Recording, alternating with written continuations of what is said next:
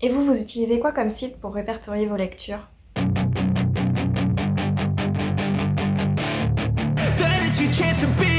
Hey kid, don't ever let them get inside your head. They'll tell you what to do in life instead of everything you know that you could get. Don't let them guide your life. Bonjour à tous, c'est Ludivine, je suis très heureuse de vous retrouver aujourd'hui pour une nouvelle vidéo où je vais vous parler aujourd'hui de ces sites littéraires que j'utilise pour répertorier mes lectures et pour plein d'autres choses, et je vais vous expliquer comment je les utilise. Mais avant de commencer dans le vif du sujet, je vous invite à vous abonner à la chaîne si elle vous intéresse, si vous êtes déjà passé par là par le passé et que ce que vous avez vu vous a plu. Évidemment aussi à la fin de la vidéo, si vous pouvez aimer cette vidéo, encore une fois si elle vous a plu, je vous en serai extrêmement reconnaissante. Et maintenant que ceci est dit, je vais vous présenter mes 3 sites chouchous, les 3 sites littéraires que j'utilise absolument tout le temps. Et évidemment, je vais vous expliquer pourquoi je les aime et comment je les utilise. Et si vous êtes sur l'un de ces réseaux-là, n'hésitez pas à m'y ajouter. Il me semble que je les ai tous mis en barre d'infos. Le premier que j'utilise le plus et que j'utilise absolument tout le temps, c'est Livre Addict. À chaque fois que j'ai terminé une lecture, je vais sur Livre Addict. À chaque fois que j'ai acheté un ou plusieurs livres, je vais sur Livre Addict. À chaque fois que je recherche un livre pour X ou Y raison, je vais sur Livre Addict. Livre Addict, c'est vraiment mon top 1. C'est le site que j'utilise absolument tout le temps, vraiment. Peu importe la raison, s'il s'agit de livres, je vais sur Livre Addict. C'est vraiment le site dans lequel je répertorie mes lectures au jour le jour, limite à la minute où je termine. Je vais même sur mon portable pour mettre que je l'ai terminé. Je note mes livres sur ce livre et sur ce site. Et surtout, c'est le site que j'utilise le plus pour utiliser les stats. Je vais y arriver aujourd'hui.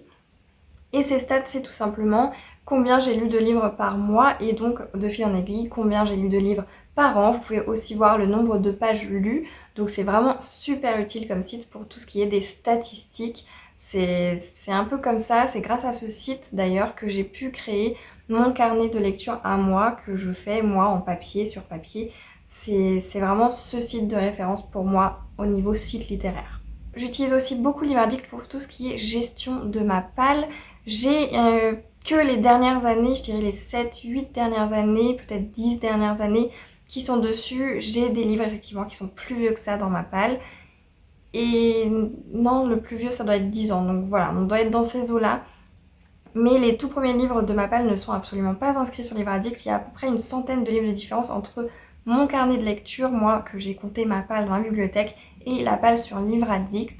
Mais c'est vraiment le site de référence encore une fois pour tout ce qui est gestion de ma palle, et ça me permet aussi de savoir, vu que le jour où j'ai acheté mes livres, quasiment je vais sur Livre Addict et je les note dans ma palle, et bah du coup ça me permet de savoir lorsqu'il est sorti de ma palle, quand est-ce que je l'ai acheté et quand est-ce que je l'ai sorti de ma palle. Alors que dans mon carnet, bon, je coche juste une case et j'ai pas les dates en fait, donc le site est super intéressant pour ça. Mais il y a encore mieux que ça sur ce site, même si je l'utilise moins maintenant, on peut faire des listes sur Livre Addict. Et ça c'est super bien, vous pouvez faire une liste, vous choisissez quelle liste vous voulez, vous choisissez les livres que vous mettez dedans, et c'est super bien pour s'organiser je trouve. Je l'ai déjà utilisé pour des pales prioritaires, des pales de saison, ça peut être pour...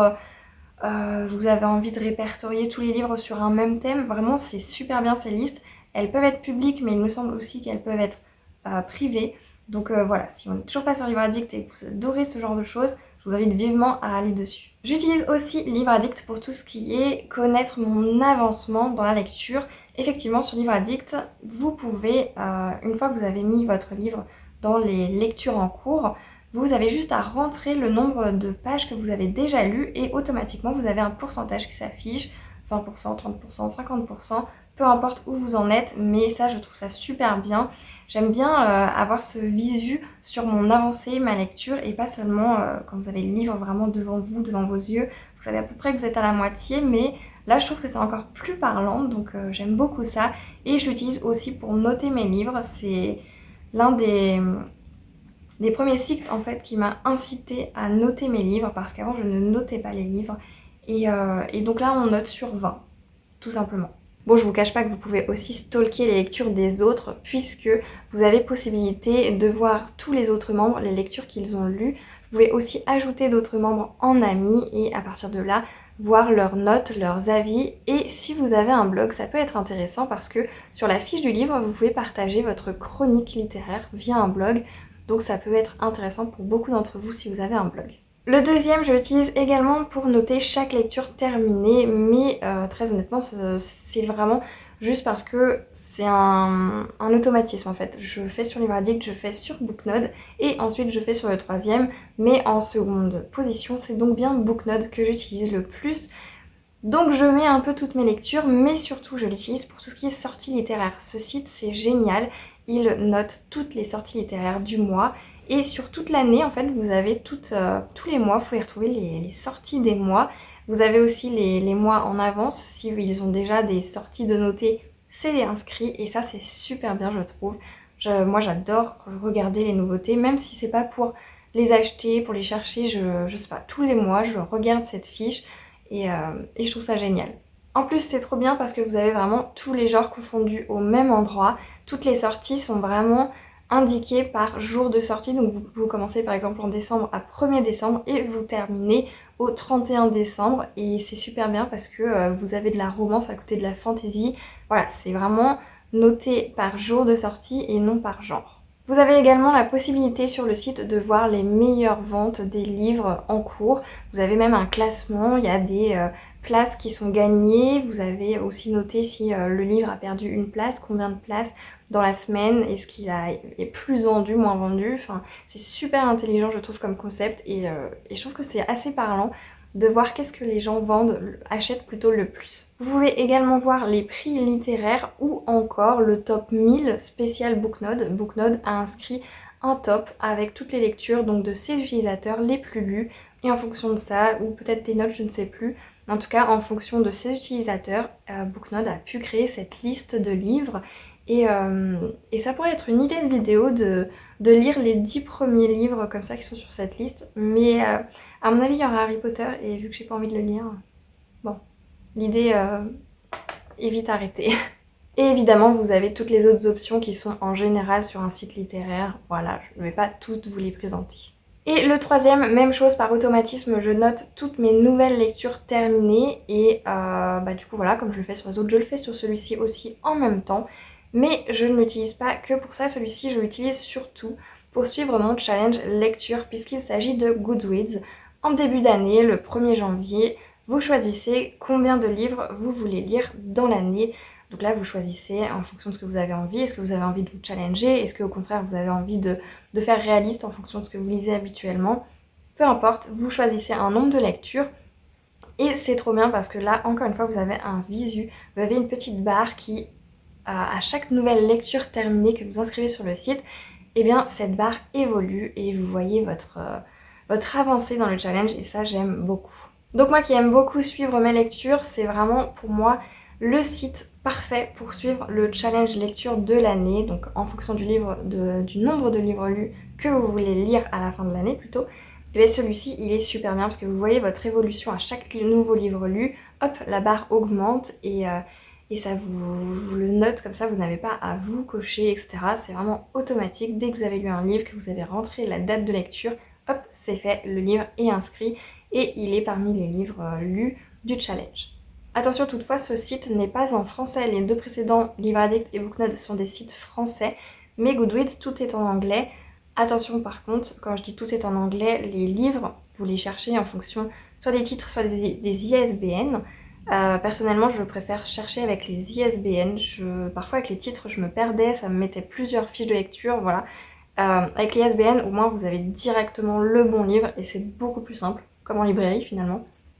Et donc sur ce site vous cherchez avec votre ISBN et soit le livre n'est pas inscrit et dans ce cas c'est vraiment un livre pas très connu, soit c'est un livre qu'on voit un peu partout comme tous ceux que vous voyez derrière moi. Et en général, vous avez la fiche du livre qui est déjà créée et qui est en français, donc absolument pas de souci pour ça. D'ailleurs, il y a beaucoup d'utilisateurs qui sont français. Moi, la première, je fais mes chroniques en français dessus si j'écris dessus, voilà. Donc le site en lui-même est bien en anglais, donc si vous avez des difficultés, peut-être que ça va coincer pour vous si vraiment vous avez beaucoup de difficultés en anglais.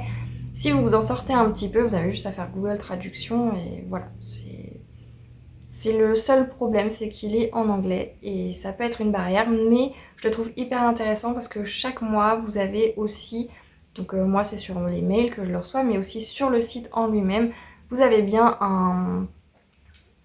une petite liste de lecture, donc soit c'est en fonction des nouveautés, soit c'est en fonction de la saison. Récemment vous avez eu une sélection spéciale Halloween, mais pas que Halloween, c'était spécial young adulte, il y avait aussi pour Halloween mais spécial jeune. Voilà, donc en fonction de ça, vous avez vraiment plein de listes. Goodreads est super pour ça. Donc encore une fois, si vous êtes plutôt bon en anglais ou si vous n'avez pas peur que ce soit en anglais, allez-y. C'est pas mon top 1, c'est le troisième, mais je l'utilise quand même tout à chaque fois que... D'ailleurs, j'ouvre ces 3 sites tous les jours sur mon ordinateur, je l'avoue, mais pour différentes raisons comme vous pouvez le voir. C'était donc mes 3 sites littéraires favoris que j'utilise absolument tout le temps, qui m'aident énormément dans mes lectures pour m'y retrouver, pour ma gestion autour de la lecture, que ce soit pour faire des listes, que ce soit pour voir mes lectures en cours, que ce soit pour voir mon challenge lecture, enfin vraiment ces sites je les utilise absolument H24. Je vous les recommande chaudement si jamais vous n'avez pas de site de lecture ou que vous voulez en tester un. Si vous avez un autre site de lecture que vous me conseilleriez ou pas, type Babelio, je connais pas trop Babelio mais j'en entends beaucoup parler, n'hésitez pas à me le dire en commentaire. Quels sont les avantages et les inconvénients de ces sites? C'est vrai que là je vous ai pas dit les inconvénients, je vais pas spécialement chercher les inconvénients. Mais voilà, donc n'hésitez pas à me partager tout ça en commentaire, ça peut m'être utile à moi mais aussi à d'autres personnes. En attendant, j'espère que cette vidéo vous a plu, j'espère aussi qu'elle vous a été utile et je vous remercie du fond du cœur d'avoir regardé cette vidéo jusqu'au bout. Sur ce, je vous souhaite à toutes et à tous de très belles lectures et je vous dis à la prochaine. Et surtout, n'hésitez pas à m'ajouter en ami sur l'un de ces sites, surtout Livraddict. J'adore Livraddict, je suis tout le temps sur Livraddict, donc il n'y a pas de souci, on peut aussi discuter par là-bas, donc je vous attends de pied ferme là-bas. That is your chance to be